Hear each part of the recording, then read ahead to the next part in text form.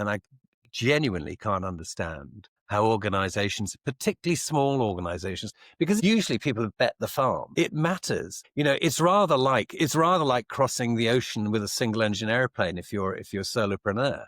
If that engine fails, you've got problems.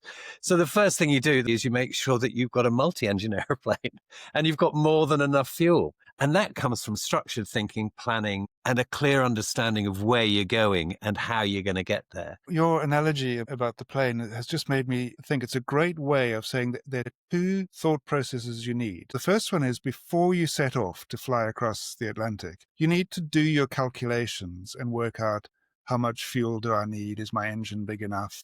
All of those kind of things. But there's a second order of thinking, because you could do all of your homework and you could decide, yeah, this is absolutely what we want to do and we're fully prepared. You get halfway across the ocean and you work out you get a quarter of the way across the ocean and you work out you've used half your fuel. That's a very good time to turn around.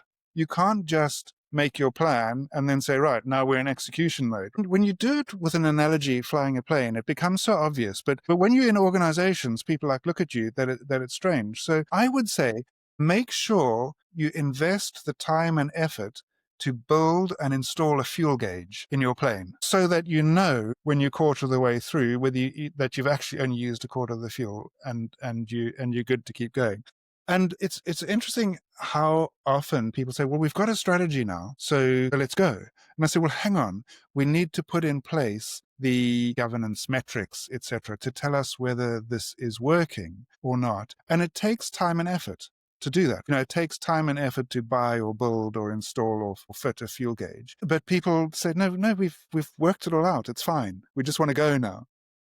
And again, that's baked into StratNav. You've got to build those things in place.